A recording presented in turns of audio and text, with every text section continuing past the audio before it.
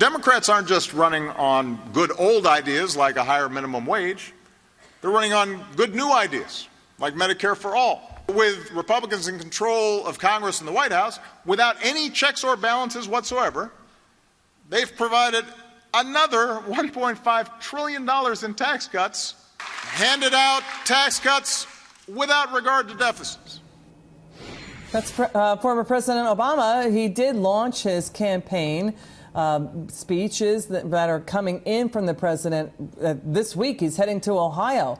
He's taking on President Trump. He's saying President Trump is not responsible for the booming economy. He went after the tax cuts as well. Let's take a check of the economy. It is fast growing. Tax reform appears to be working. It's increasing incomes and benefits and more for workers as well as consumers. The economic recovery may have started in 2009. Obama is now the only president to not have had 1 year of 3% GDP growth. That has not happened since Herbert Hoover. And during his term, Democrats lost across the board. They lost 63 House seats, 10 Senate seats. They lost more than 1,100 seats at the federal, state, and local level. Let's take it up with American Majority Founder and CEO Ned Ryun. Great to see you, Ned. Good to be back with you, Liz. First, your take on what Obama was saying. You heard the soundbite. Go ahead. What's your take?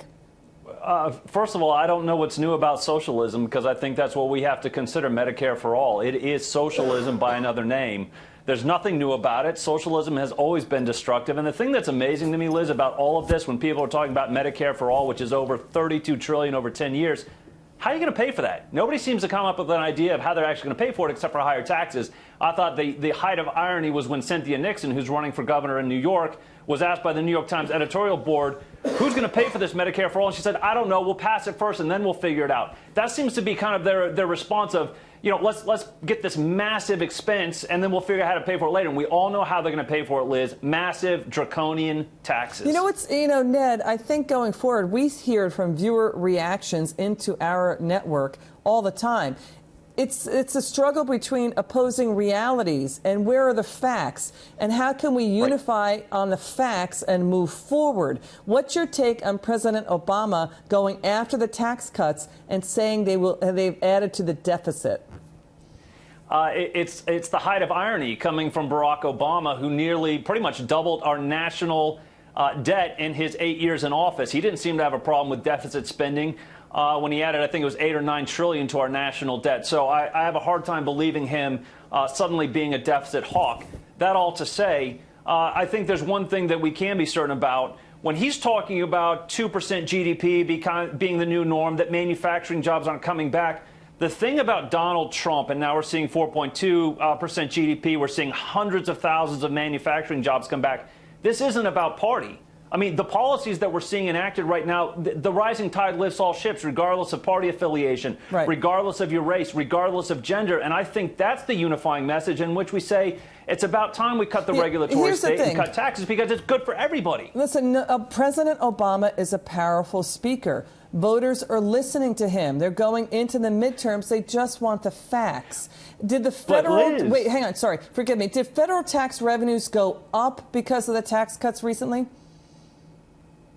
You know, I think how the Trump answer is looking at yes, they have by the hundreds of billions. Go ahead.